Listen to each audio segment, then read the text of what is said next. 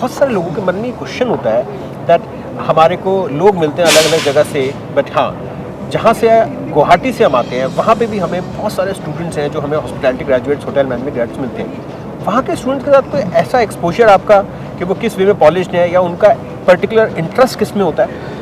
मैंने जो देखा है गुवाहाटी और पूरे नॉर्थ ईस्ट इंडिया में सबसे यूनिक सेलिंग प्रोपोजिशन है। जब भी कोई कंपनी, चाहे वो इंडिया की हो या बाहर की कंपनी हो, सबसे बड़ा मेरिट जो वहाँ के नॉर्थ ईस्ट के स्टूडेंट्स में है वो उनकी नेचुरल इंग्लिश स्पीकिंग एबिलिटी। इस आईएचएम को हेड करने वाले हमारे साथ प्रिंसिपल मौजूद हैं, डॉक्टर डे। गुड आफ्टरनून दोस्तों, मैं आपका होस्ट डॉक्टर हिमांशु तलवार। Good evening everybody.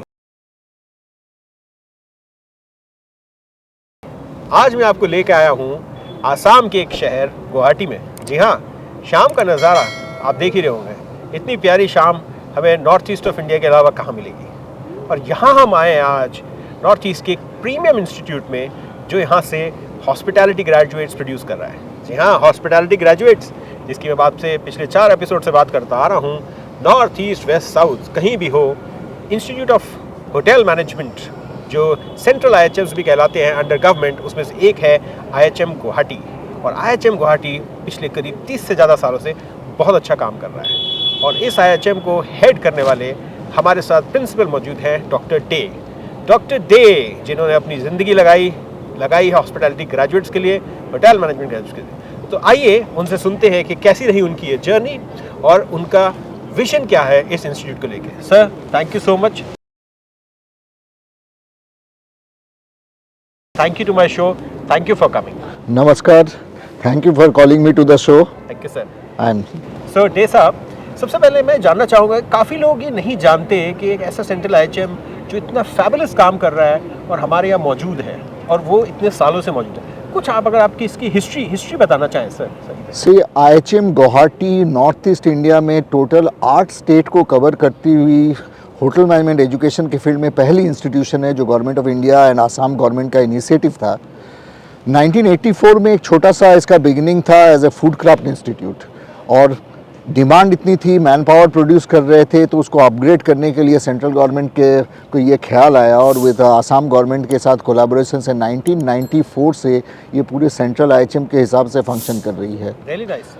ऑलमोस्ट 30 साल से ऊपर का जर्नी हो चुका है एज सेंट्रल आईएचएम, और टोटल देखा जाए तो 40 साल की जर्नी हो गई ये होटल मैनेजमेंट के एजुकेशन के फील्ड में एंटायर नॉर्थ ईस्ट इंडिया को कवर करते हुए। Wow, that's really great sir, amazing, that's really amazing. It's good to know कि हमारे यहाँ एक इंस्टीट्यूट है जो रिमोटेस्ट ऑफ द कॉर्नर कहें या सेंट्रल ऑफ इंडिया कहें या कहीं भी कहें, ऐसे इंस्टीट्यूट गवर्नमेंट ने बनाए हैं और बहुत ही अच्छा प्रोएक्टिवली वो काम करें। सर, ये तो बात हुई जर्नी इंस्टीट्यूट की। आपकी जर्नी कैसी रही, चाहे वो प्रोफेशनल करियर में टीचिंग से जुड़ी थी या आपका प्रोफेशनल करियर हॉस्पिटैलिटी से जुड़ा था? मेरी करियर एक्चुअली मुझे दोनों का फ़ायदा मिला। मैं इक्वली इंडस्ट्री और एकेडमिया दोनों में मैं काम कर चुका हूँ। मैं शुरू में इंडस्ट्री दिल्ली शहर से स्टार्ट किया था, 5 स्टार डिलक्स होटल से। फिर कुछ साल 5 स्टार में काम करने के बाद मैं टीचिंग प्रोफेशन में ज्वाइन किया।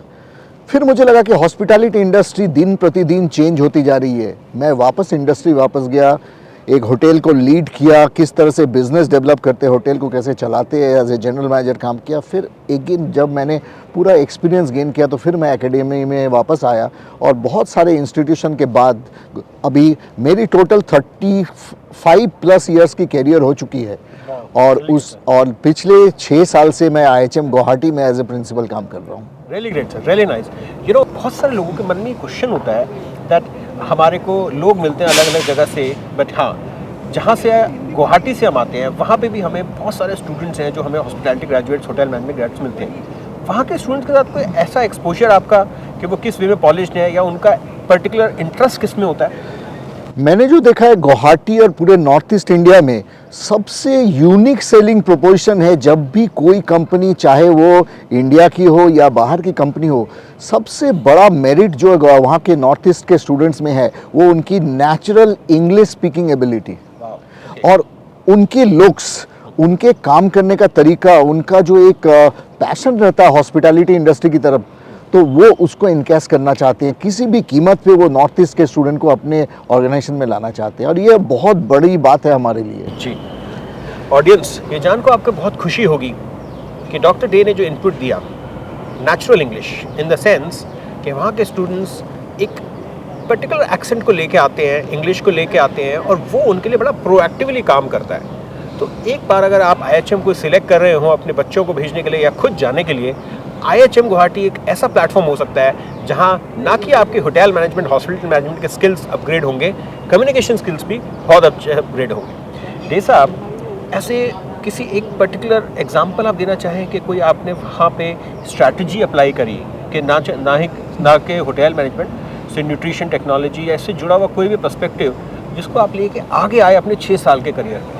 देखिए, सबसे बड़ी चीज़ है जो होटल मैनेजमेंट के बारे में एक कंसेप्शन जो जनरल पब्लिक के अंदर है कि वो कुकिंग सर्विस और रूम्स इसके बाहर, लेकिन होटल मैनेजमेंट एक ऐसा सब्जेक्ट है जो हर एक मैनेजमेंट में मैं समझता हूँ मेरे खुद के इंडस्ट्री एक्सपीरियंस और एकेडमिया से कि ये एक बहुत यूनिक इंडस्ट्री और यहाँ पे जो मैनेजमेंट की ट्रेनिंग होती है वो ट्रेनिंग आपकी और किसी भी फील्ड पे नहीं हो सकती है, क्योंकि जो प्रोडक्ट्स होते हैं उनको हमें सेल करना पड़ता है और वो प्रोडक्ट इंस्टेंटेनियसली जनरेट हो रहे हैं और वो सबसे डिफिकल्ट चीज़ है। कस्टमर के साथ डीलिंग करना, खाना ऑर्डर के बाद बनाना, उसमें टेस्ट से लोगों को खुश करना और वो सेम स्टैंडर्ड मेंटेन करना।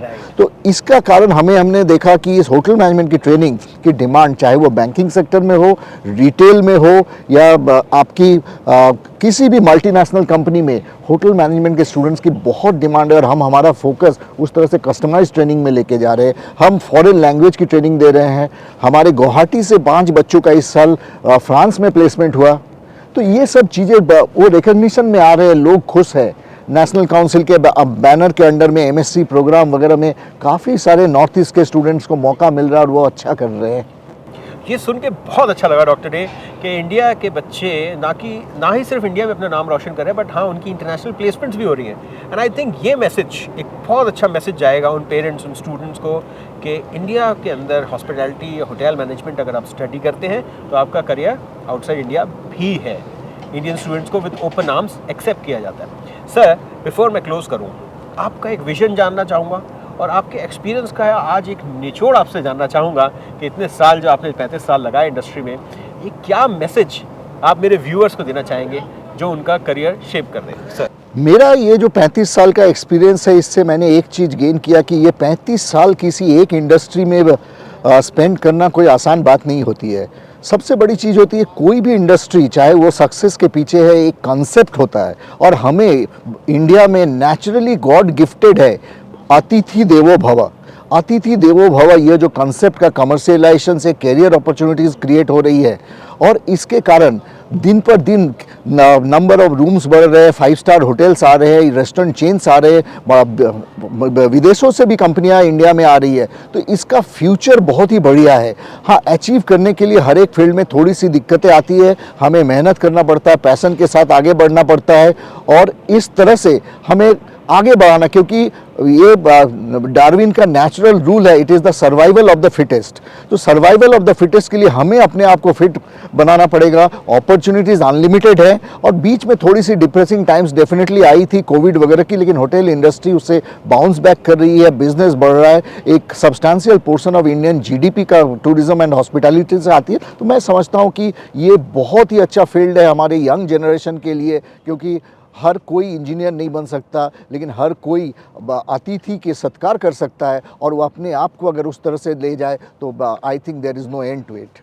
डॉक्टर डे ने कहा अतिथि देवो भव जी, जो हमारी फिलॉसफी, हमारे कल्चर को रिप्रेजेंट करता है। और डॉक्टर डे ने एक बात बहुत अच्छी कही, सर्वाइवल ऑफ द फिटेस्ट। जी हाँ, जब तक आप फिट हैं, आपकी गैस्ट्रोनॉमी हिट है, तो आपका सक्सेसफुल होना कोई भी उसे रोक नहीं सकता। ये थे हमारे साथ doctor day.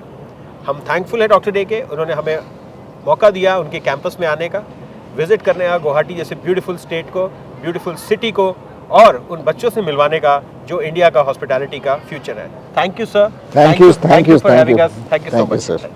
Thank you for coming to Guwahati sir. Thank you.